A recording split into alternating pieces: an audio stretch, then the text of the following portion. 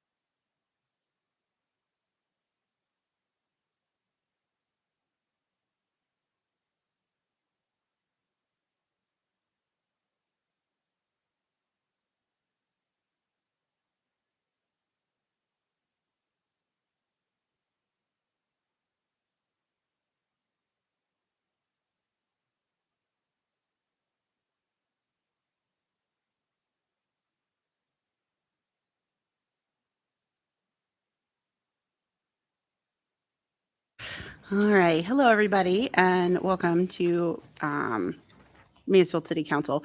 It is 6:50, and I am opening our Parks Committee just to have some discussion around John Todd Park to allow for conversation on the conservation easement. Do we have any comments from members of the committee first? Not from me. Not from you. Any comments? All right. Anybody on committee have thoughts or comments they would like to share? Council. I apologize. On council. Yes. Thank you.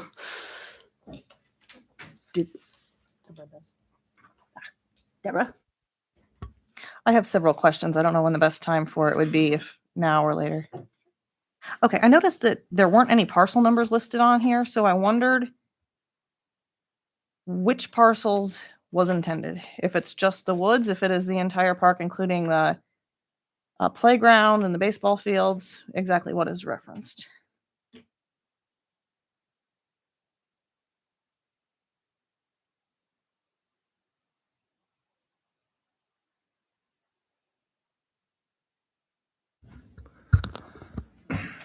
There's not currently a parcel that is the just the forest. The property is, I believe, in 2 county parcel numbers. Is that correct, Attorney Miller? Might be 3. Okay, this would be a subdivision of the parcels. So there is a legal description for, I believe it's just the woods, and I think that's about 3 or 4 acres. So it would be a sub area of the park, just the wooded ravine.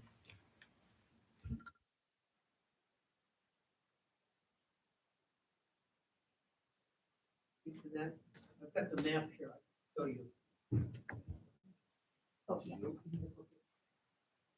So there's.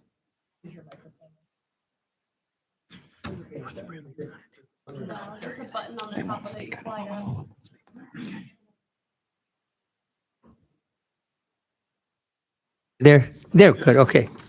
So I can pass along the map. The John Todd Park is 22 acres, and the total of the wooded area is 14 acres. And we did get a drawing of that that would be attached to the deed of conservation easement. And the drawing was prepared by Chad Craig some 10 years ago. And so what you'll see is there's actually 3 parcels, a total of 22 acres, but only 14 are covered by the conservation easement. So Chad's legal description is in a file somewhere. I can get that to you. I can pass this drawing around to you folks. But what you'll see is the ballpark, the parking lot, the restroom, the basketball courts, the lower the lower field, the open field, none of that is covered by this conservation easement.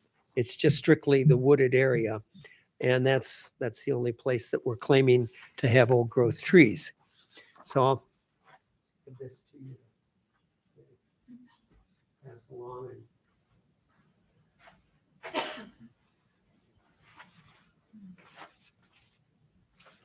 I have at least 2 more. What happens if the North Central Ohio Land Conservancy ceases to exist at any point? Because the proposal is in conservation easement in perpetuity forever and ever. So that would be my next question. Okay. Again, I'd like to answer that if I may. And we, this conservation easement was drafted by City Council and it's standard. But we actually, in our conservation easements, we put in what we call a citizen enforcement clause, so that if we cease to exist, any citizen in the county could file a lawsuit to have our holding transferred to another land trust that's ready to perform the duty. So, while we plan to run NCOLC responsibly, we recognize that GM would have gone under if it hadn't been for a government bailout. U.S. Steel went under. Surely a little small charity could go under. And so the objective is to protect the land. So with the citizen enforcement clause in there, any citizen has standing to file a lawsuit against us and transfer this easement to another land trust that's ready to do the job. And then that land trust would also be subject to that clause. So our objective is to be a conduit for protecting nature.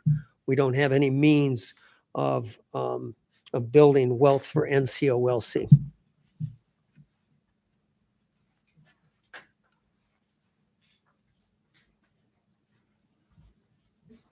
Okay, I also have an issue in section 5 of section 5.2. The prohibited uses and activities. It says the construction of any structures, roads, or improvements within 50 feet of any old growth tree. The problem is specifically the improvements, because the neighbors in that area have been at length begging and hoping for improvements, and there are old trees near it. And I'm concerned whether that will affect the city's ability to make the improvements that the neighbors in that area want to see. Do you know what kind of improvements there? I mean, To the basketball court, to the pavilion, it's right up against the woods, and there are old trees right there. how would you respond to that?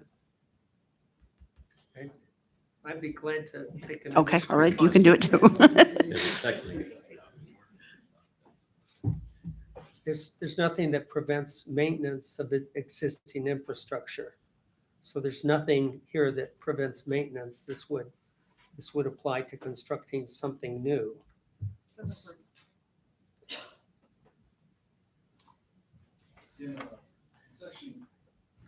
But, then you could add the words new. I mean,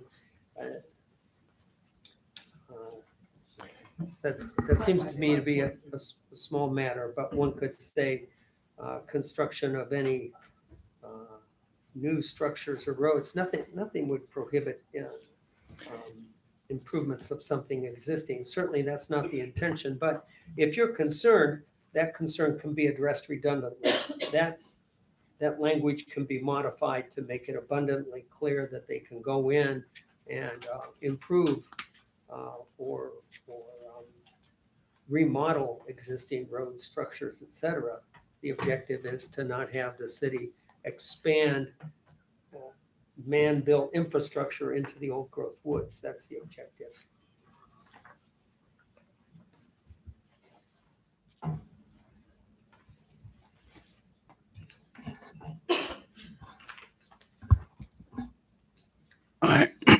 Excuse me. I'm kind of curious as what prompted you to, what is the reason for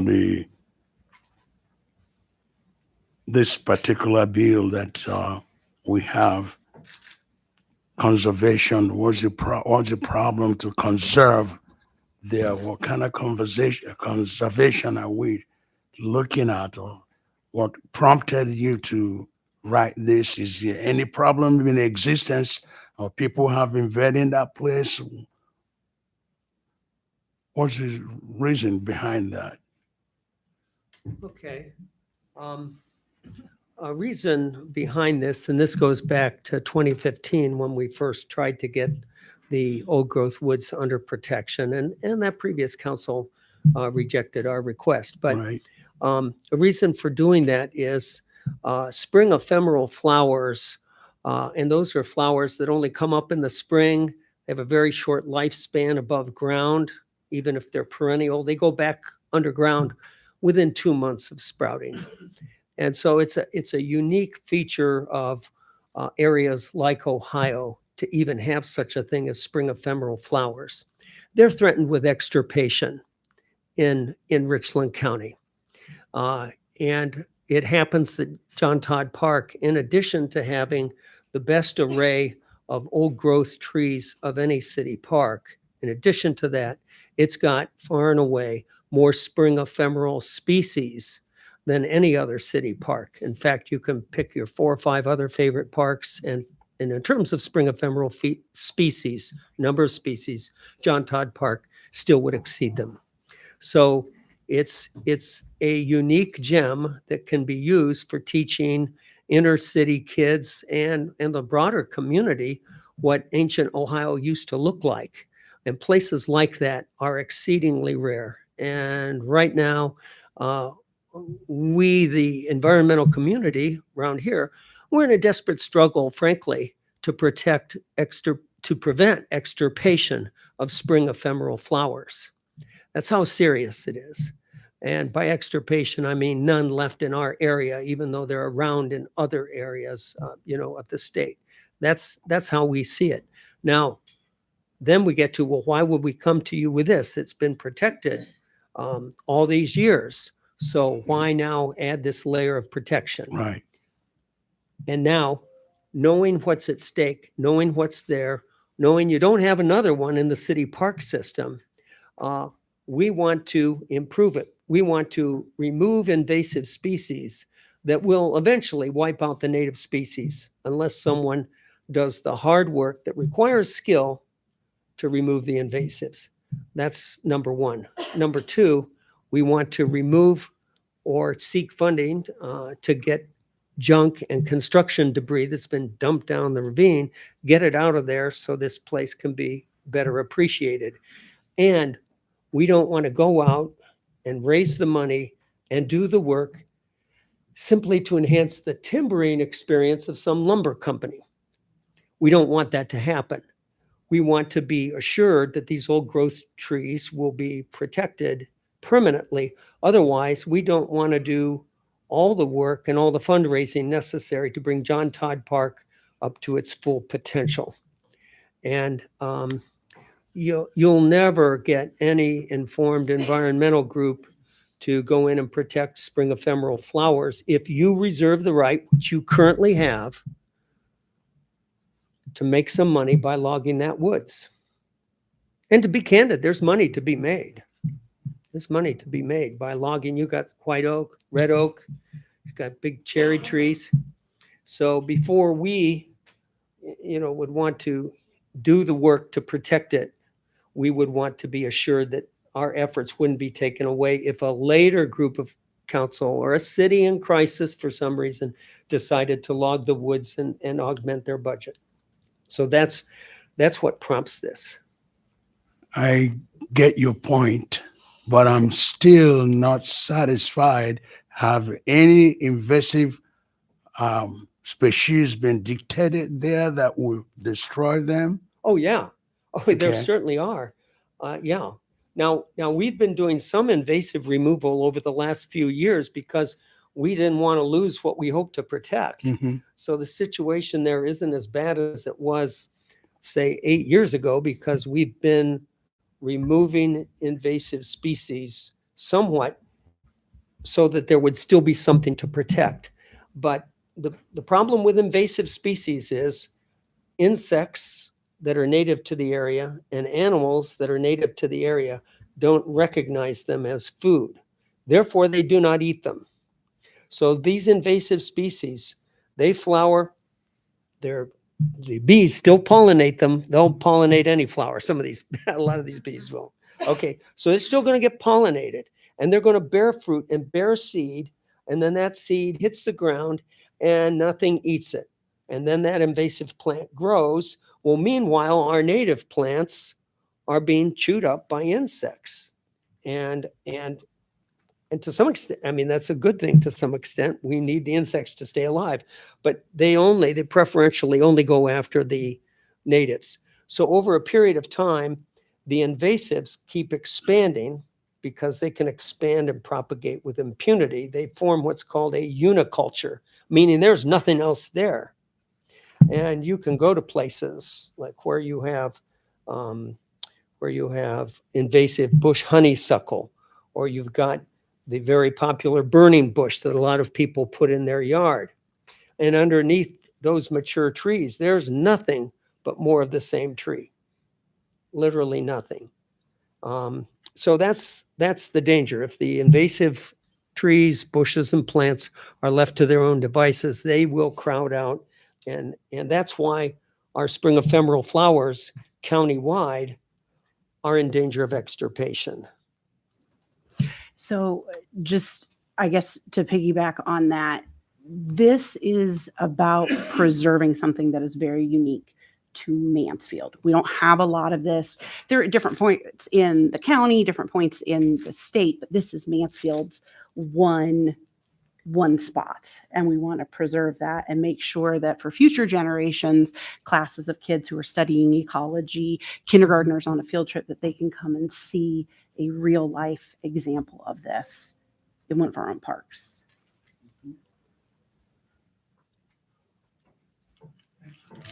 Okay, sure. I think just one more. How does your request this time differ from the request in 2015? It doesn't differ in any significant way.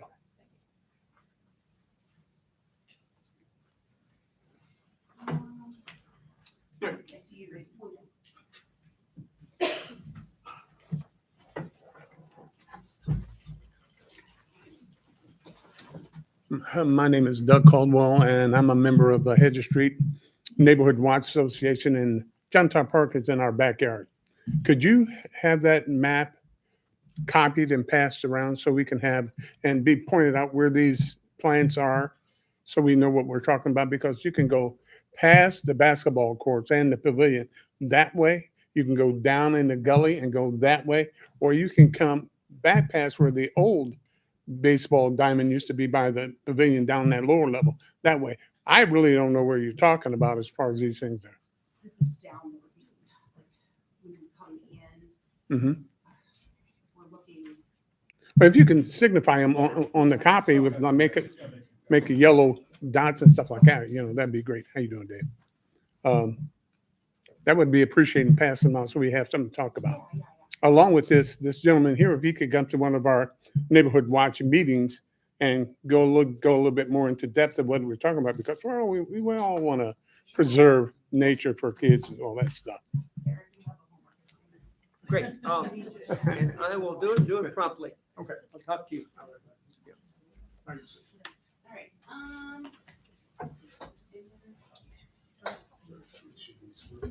right. I just wanted to throw on that I thought this was a good idea. This is a very unique park. This park is like two parks. We've got a recreational area, basketball courts and all that. That's not affected. And maybe by doing this, maybe those parts will actually get better somehow. And we're protecting the old growth area.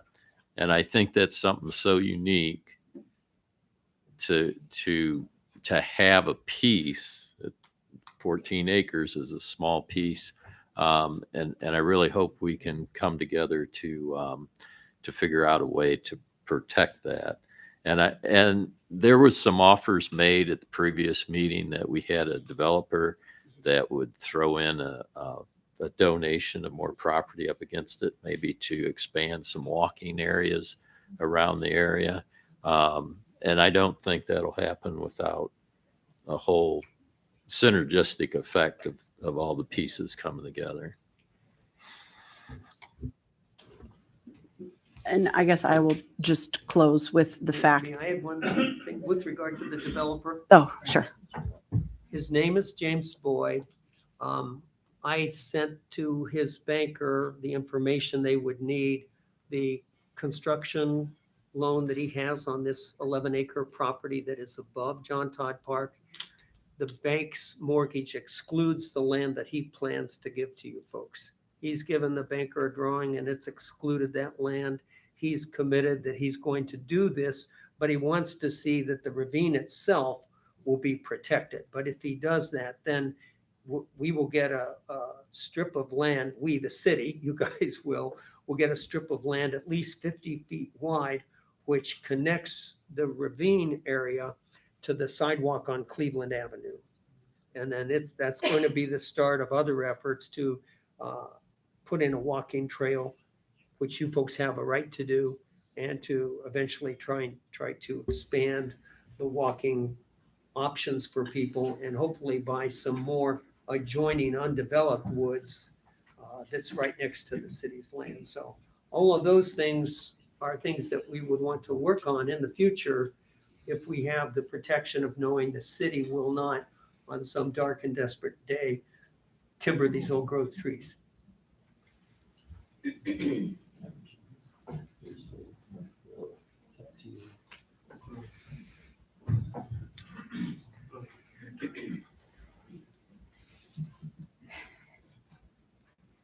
My name's Lynn Brindley. My great grandfather gave John Todd Park to the city. In his deed, he said that is to be a city park. And if it's not going to be a city park, it's going to come back to the heirs. It says nothing is supposed to stop people from enjoying the park, which in his proposal, he is going to monitor who's doing what. He's not going to want his bugs or his plants stepped on. He's going to control the people. That's not the use. It's to be a city park. It's not supposed to be broken up. He wants more than half the park. I don't get it. I don't get how you can look at the deed and go, oh, well, okay, we'll give it to them. You can't do it. You can't do it. The deed says no. I think it's wonderful to protect those trees. So why doesn't the city just say, we're going to vote on, and we will say, never, ever will the trees in John Todd Park be logged. Then you don't have to get in Dutch with us. And you're going to start adding all kinds of parts to that park. What's that going to do to that original deed? That stuff is still ours if it's not a park anymore. Not going to be a city park anymore. You give it to him. And I don't have anything against him. I think he does wonderful things. I'm just saying that's our deed. That's what my great grandfather wanted. It's there. It's got restrictions. You can't sell it because that means you don't want it to be a park anymore. Can't give it away because it's not a city park anymore. I mean, explain to me. I don't even understand why you're voting on it. I don't get it. Because I'm not aware. That would help. Thank you. So yes, there is two deeds. There's one from 1941 and 1942. They both have the same 5 deed restrictions. The first one states that the premises described herein shall be perpetually used for park, playground, civic, recreational, or other proper public purposes. If at any future time said premises are no longer used for park, playground, civic, recreational, or other proper public purposes, the title to these premises herein described shall revert to John H. Todd or his heirs or assigns or any person legally designated by him. So, I mean, it sounds to me like we're putting in a walking trail and that nothing in the proposal would. Except that you're giving the park Exclude- to someone else. You can't do that. Well, It's to be the city park. You're not wanting it anymore. He's going to do it. You can't do that. well, it would be an easement and not a deed. I'm not sure Well, if there's a it's the same miscommunication thing. there. And as far as Well, I know the easement that Madison Township has on my property, I get to pay for and maintain, but they get to come in and dig it up if they want to, or do whatever they want with it. There's a bunch of different types of easements, and this type of an easement, the sole purpose of this easement I think is you can just get, to protect it. right. Well, That's I think you it. can get the same results without messing up with With- deed or causing problems by With all- saying. With all due respect, I think any act of this council could be undone by a future council. I mean, I think that's the obvious statement. I Well, did this- want to address the reversionary clause because she is right. If the property were no longer used for what a court determined to be a proper public purpose, the property would revert to the heirs. And as far as any confusion about the status of the property, if the property reverted to the heirs, there would be first in time, mixed first in right, so they could unwind any easement, anything that had been granted, any leases, I anything don't like know that. how easy it would be to unwind it if you're giving it to him forever. I mean, it's been 85 years like this, or 83 I years mean, like this. with all due respect, if you to enforce the reversionary clause, you would need to sue in court to enforce those rights. Mhm. And so during that process, you'd go through a winding it up process.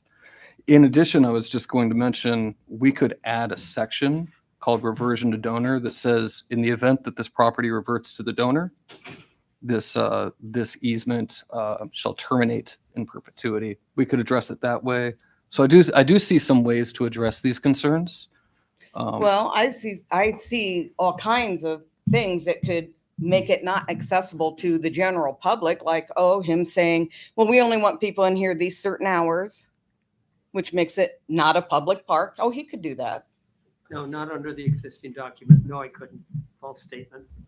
Yeah, the section 4.6 states that grantee agrees to exercise rights of entry in a manner that does not unreasonably interfere with grantor, which is the city's use and enjoyment of the conservation property. So that would be So interpreted if to you mean put the a citizens walkway of the in, people city. can still walk up the ravine. People can still climb and hike the hills. I still am not in for this giving part of the park away. I'm just not into it. It's giving them control over it, and it's going to make a problem for anybody. You like you said, city they've been trying to get rid of parks recently. It may be we just don't want that anymore. Then that means my family is going to have a problem with this. At this time, we are not looking to get rid of this. By allowing there to be a conservatorship over it, it is an additional insurance that this land will be protected, that it won't be logged, that it won't be industrialized, that this is going to stay pure and beautiful and a lovely legacy for future Well, generations. Really didn't think the parks were in the business of logging, but I still think you could protect it other ways than giving it away and causing problems with that, because that's going to be a big problem for us. If right now, no one's logging, but somehow you think like you need to protect them forever and ever. No one's logging. Right now, you don't want to get rid of this park, but 10 years from now, you might. Well, thank you for your opinion on it. And I do understand it. I do see where Okay. you're coming from. And Well, we're going to I think disagree on it. I think we have a disagreement, yes. Yeah. But thank you for coming. All right. With that, I'm going to close. Oh, you had, I'm sorry. Okay. Go ahead. What I wanted to say is that to me, it seemed to be an extension of the park, and that it's there for kids and people who don't know much about hiking. It's a little bit of hiking trail for people to enjoy. I mean, just the fact that he has to take out invasive so as to protect the natural habitat there. It's a good thing. I get what she's saying, but to me, it seems like it's more management of the forest or the ravine. Thank you. All right. It is 7:18, and I'm going to close the Parks Committee meeting and turn this over to. Okay, with that, it's 7:18. I will call this session of Mansfield City Council Caucus session to order. Are there any committee reports? Mr. Diaz. Thank you, Mr. President. I'll make it brief. We only have two community events that are occurring, well, a lot more than that, but two before our next city council meeting on November 5th. And they are trunk or treat related. On the 25th, actually, both of them are, we'll have the City Parks Recreation Trunk or Treat at Liberty Park from 11 o'clock until 1 o'clock. And then DAD, Dad Devoted, Ambitious, Dependable. It's a newer nonprofit here in town. They're having their trunk or treat as well on the 25th from 5 o'clock to 7 o'clock. So if you have any youngsters, please come to both of the events. And that concludes my announcements. Okay, thank you, sir. With that, we'll call on Mayor Perry. All right. A few things I wanted to update tonight on. Also, this Friday is the Make a Difference food drive that is happening down in front of DLX from, I think it's 7 to 10 a.m. And we, the city, are partnering with AFSCME this year to collect food. So encourage particularly council, because we're doing an internal drive. If you can bring food in, you can drop it off on the first floor. You can bring it up and we'll get it down there, or drop it off in the morning. Doc always loves to see folks on that. We are internally working on the budget, so that will be coming your way the second meeting in November. We worked with the finance director And with the change in the software, things started a little bit later, but we are hot and heavy through our meetings with department heads right now. So that should be coming your way soon. Also wanted to just, I've announced this before, but we're in the middle of doing interviews for picking a consultant to do a countywide and citywide comprehensive land use plan. So when we talk about where do we want future business expansion going, things like that, that is where the land use plan is going to be essential. The city of Shelby is also joining us in this. So we've had some really good consultants respond that have had great success in other communities. So this will be about a year-long process. There'll be lots of public input for it. The city of Ontario did one, I think it was 2 years ago. The city of Lexington did theirs a few years before that. So we are looking forward to that. And I'll, of course, when we get closer to actually everything kicking off, I'll make lots of announcements so how people can get involved. And then just a little reminder that Trick or Treat this year is on Thursday, October 30th from 5:30 to 7. If you want to participate, just put the front light down. So thanks. With that, Director Andrews? Currently, we're working on getting things cleaned up at the parks. We'll be winterizing the facility starting November 1st, which means the restrooms and all those that have water in them, we're going to start draining those and waterproofing those in those particular parks. We just filled 2 motor equipment operators down at our complex. That's really critical for us to operate snow plows and have people getting the plows out on the streets. Also, our mechanics are working, getting all the snow plows, all the equipment, everything all ready for when the snow starts. So we're getting the salt, we're getting the equipment, and we're getting the operators. So we're being proactive to make sure that we're ready if and when we get snow this season. We're finalizing the Parkview Trail, which runs from North Lake all the way to Maple Park. You'll see that there's new crosswalks, there's markings on the pavements. We're starting to put in some of the signage. Later on in the spring, we'll start completing the signage as far as mile markers and information. We will just be, I think this week, they're going to be delivering more picnic tables, and those will be at the new shelter house at Prospect Park and also at some of the other pavilions in the park areas. We're also looking at installing more benches and picnic tables than we have in previous years as well. So right now, we're just kind of getting things ready for winter and get ready for spring next year. Thank you. With that, we'll call on Director Porch. Thank you, sir. So the police department, the chief was able to fill some vacant positions that we've had vacant for, I'd say, almost approaching 3.5 years. So we've added officers into the detective section, back to the traffic unit, into our fugitive task force and CP. So of course, I see our newest community policing officer here is Jake Richland. So we welcome him back to that unit. The 9 cadets within the police academy were two months in, and they're doing well. And on the fire side of the house, the fire department is currently working through their smoke alarm battery replacement program. They do that for seniors and the physically challenged folks within our community. They would be spending about 2 weeks doing that program. And I know the crews are out working hard on that. That's all I have, sir.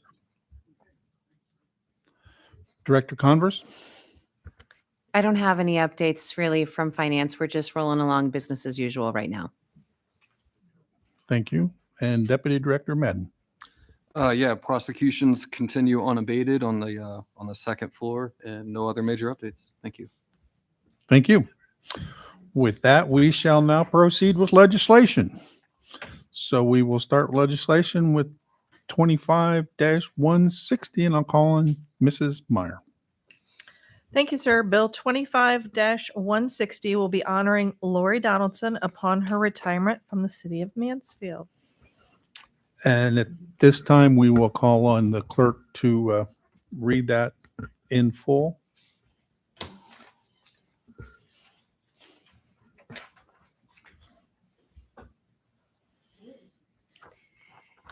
Honoring Lori Donaldson upon her retirement from the city of Mansfield.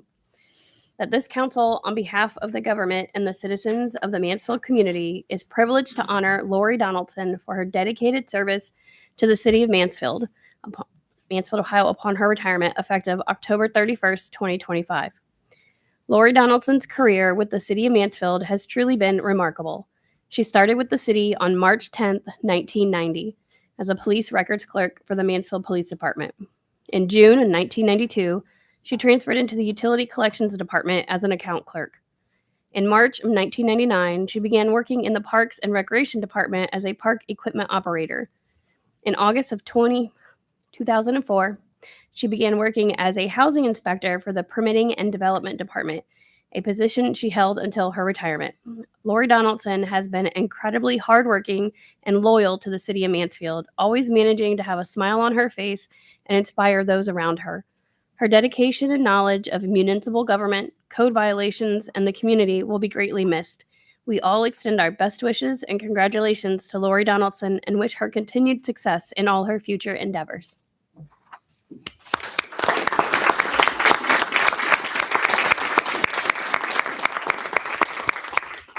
Laura, if you'd want to come up to the, Oh, no. You didn't you're good?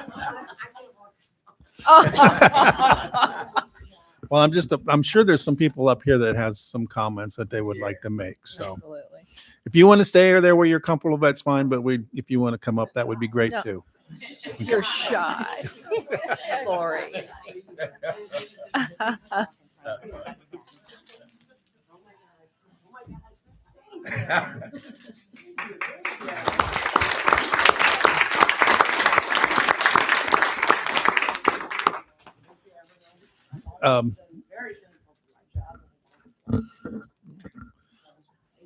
I think I saw Mrs. Myers again. Yeah.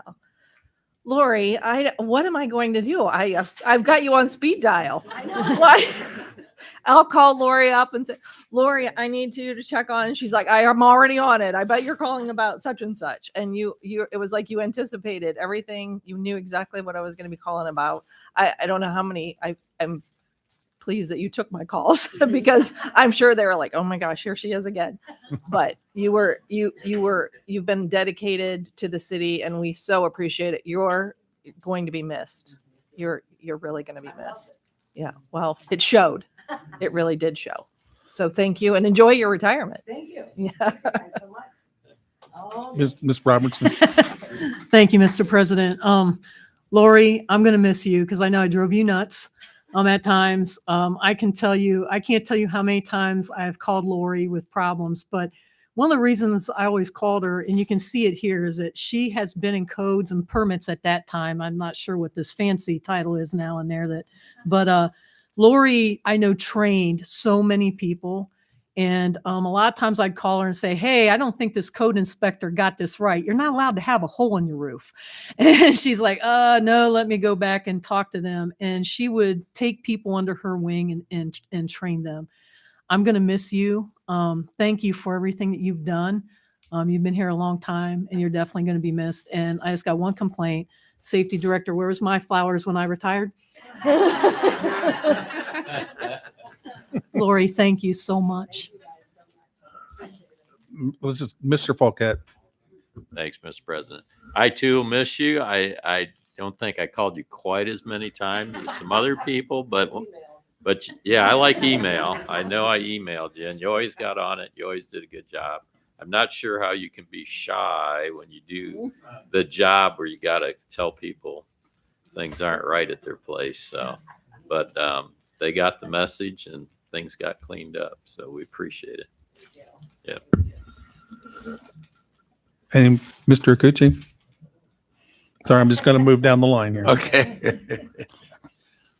Well, Laurie, I don't know what I'm going to do without you either. You've been so efficient. You've been so helpful. I mean, one surprising call on one of my area there that they chewed you out, and I was watching. You're just smiling like he's talking to somebody else, and still get your job done. I mean, it's incredible. So you've been so wonderful, so helpful, and I don't know who I'm going to call now that will answer right away. And you don't miss a call. You miss a call, you call right back. Before I call you, oh yeah, somebody